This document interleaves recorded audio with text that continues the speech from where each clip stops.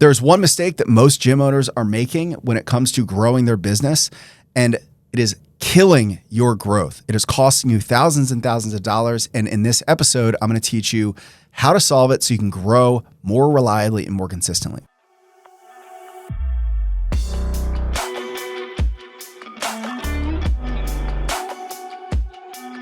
The mistake that gym owners are making is they are tracking the wrong sales metrics. Their sales scorecard is flawed. Let me paint the picture for you. If your sales scorecard only includes metrics like, the total leads that came in, the total appointments set, the total appointments that showed and closed, you are making this critical mistake.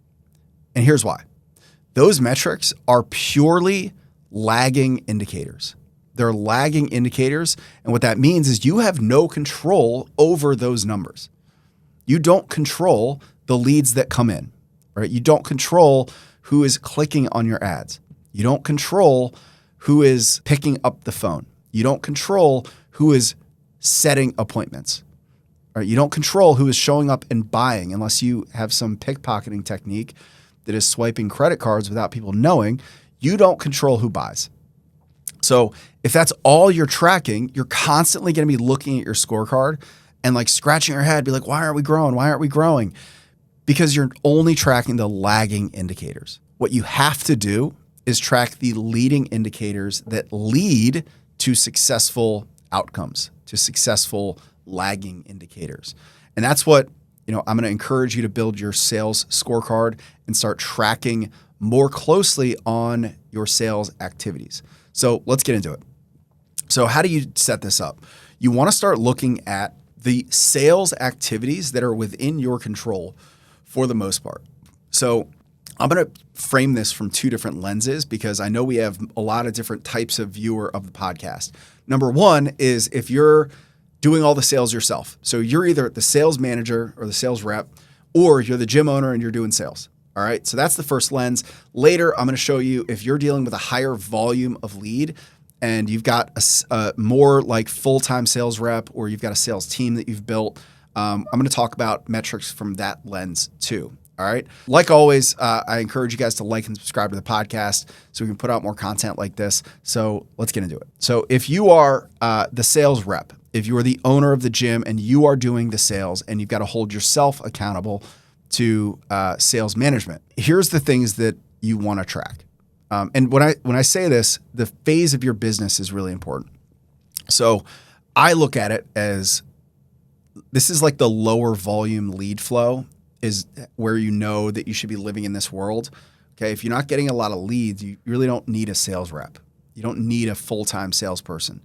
I think that number is around 20 to 30 leads per week.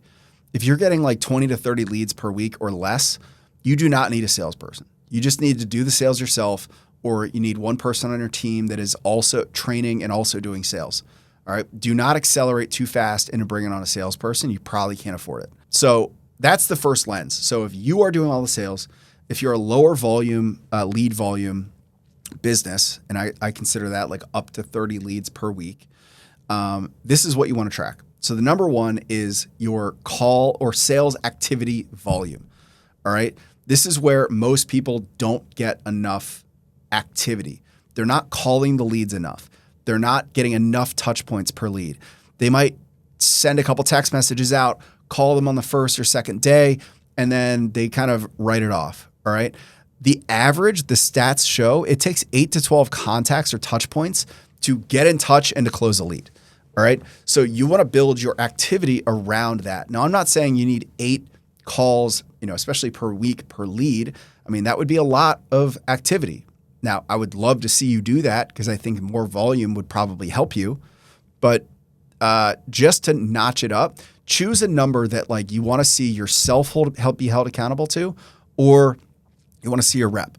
I think starting out, that looks like 4 outbound calls per lead, because that also takes into account like bad leads, the leads that opted in, they didn't realize, the numbers are invalid.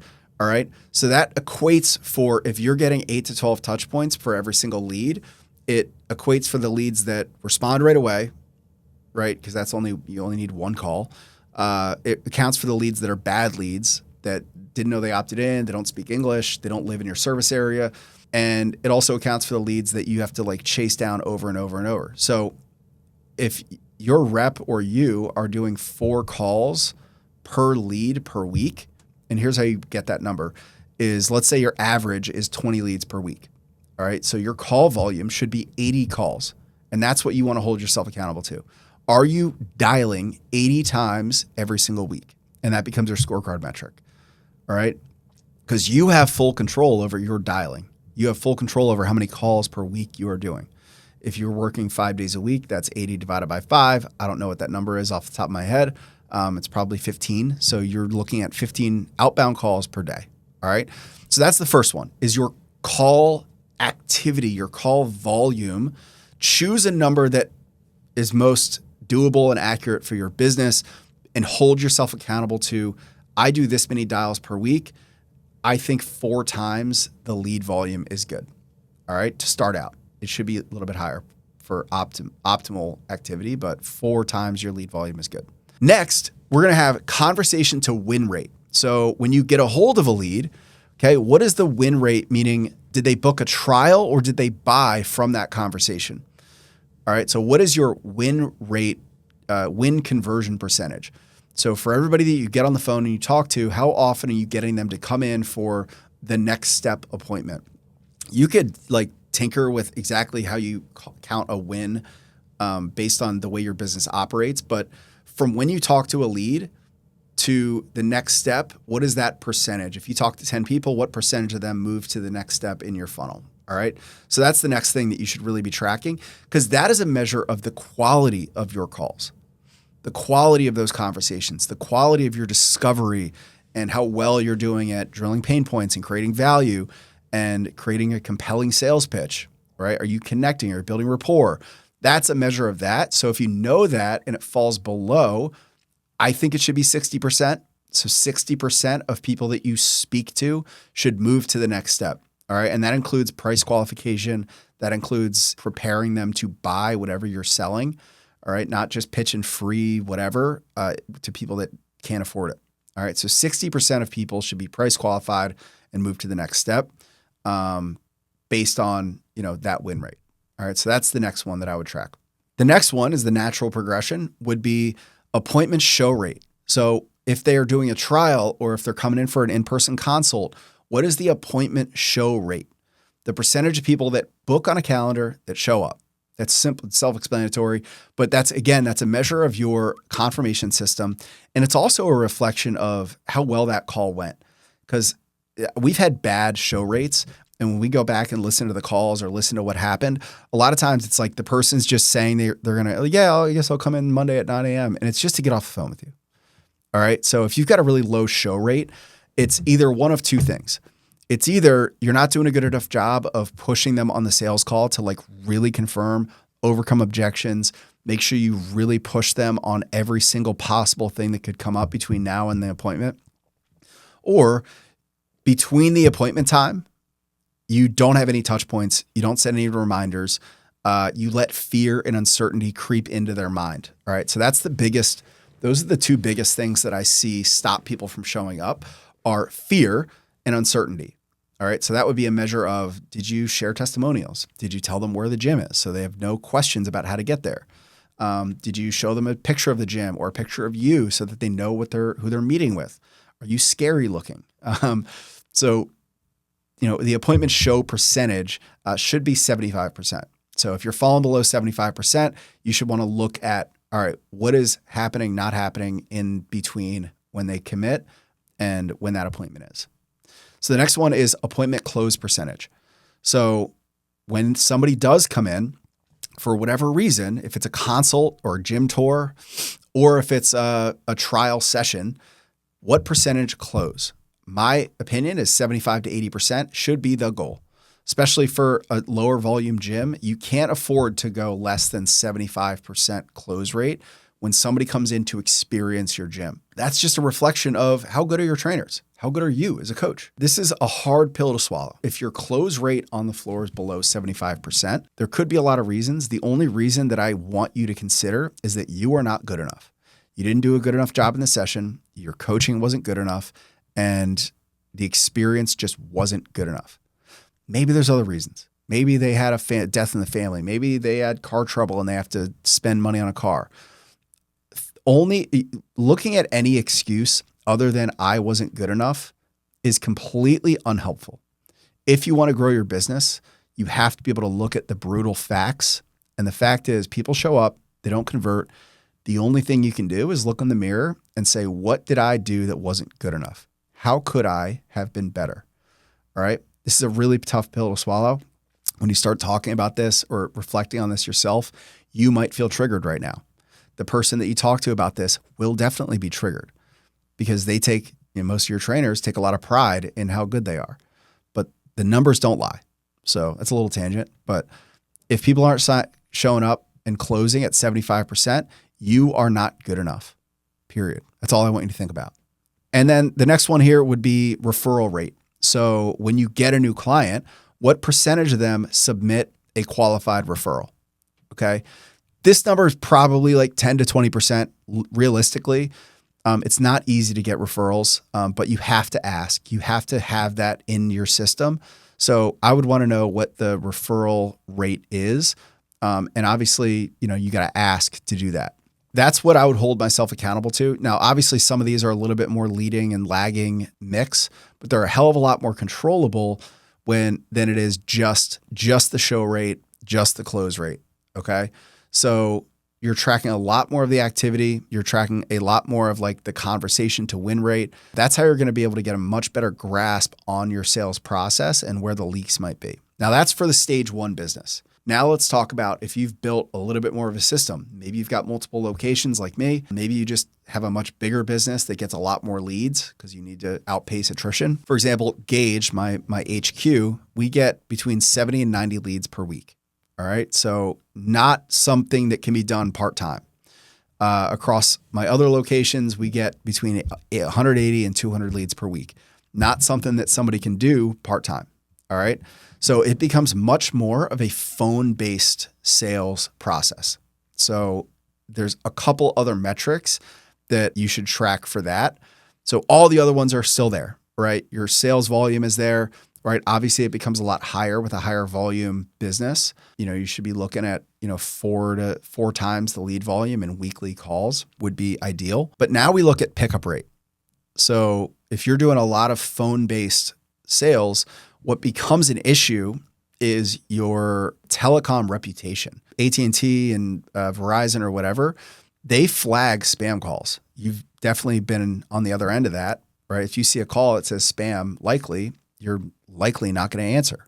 So that becomes a kind of a structural issue that you've got to take into account when you're doing a high volume of calls. Now, you really want to start considering this when you're doing like 100 calls a day.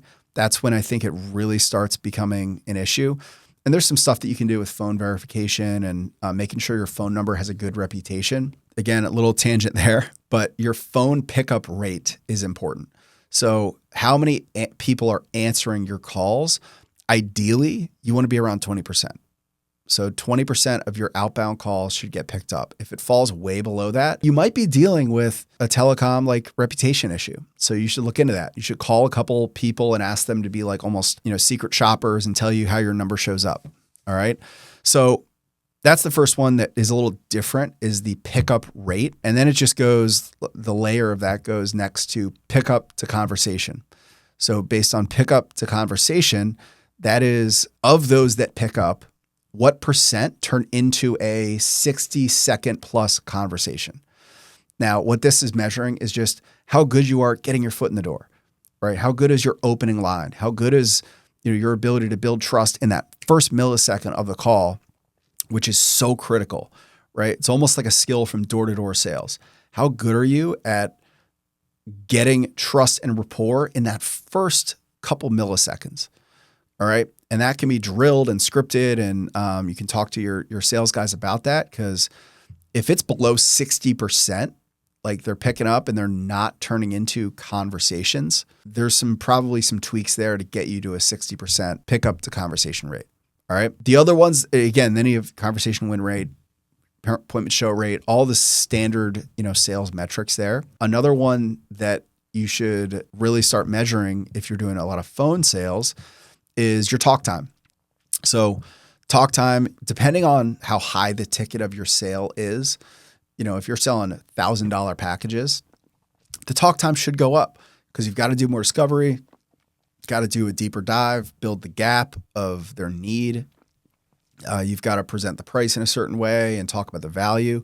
So your talk time should be like 20, 25 minutes. All right. If you're selling a lower to mid ticket, like, a paid intro offer or a free intro offer into like a normal price membership, talk time should be 10 to 14 minutes.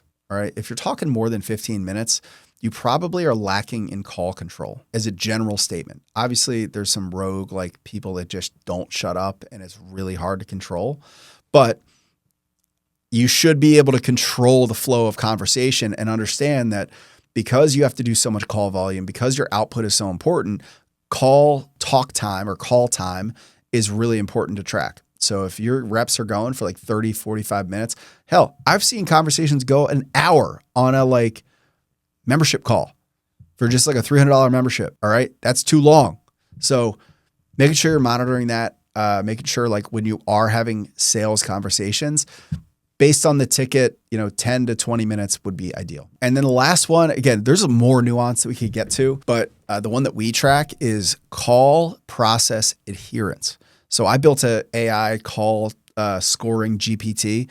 So I built our 6-stage call process, which if you haven't watched it, I have an episode on that you can scroll to in my YouTube channel or my podcast. But essentially it's me as a sales manager. I can upload a call transcript and it will score the call based on my 6-part rubric and it'll give me a score. For example, if they miss one aspect of the call, that's a 5 out of 6, whatever percentage that is. I think it's like 70 something percent. That's kind of the bar is we want to only allow up to 1 part missed on our call scoring. And if they're consistently falling below that, the calls aren't going very well. They're probably not doing discovery. They're probably not asking for referrals.